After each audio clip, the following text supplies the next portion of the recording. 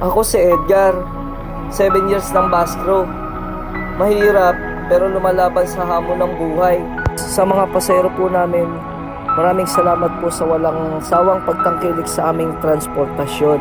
Kahit po kami ay tulog manok lamang, handa po kaming paglingkuran kayo sa abot po ng aming makakaya.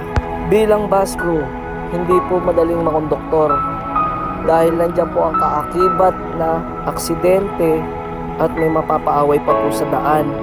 At iba't ibang uri po ng samot-saring ugali po ng aming mga kasalamuhang mga pasahero. Ginusto ko po itong trabaho na to dahil gusto ko po kayong paglingkuran.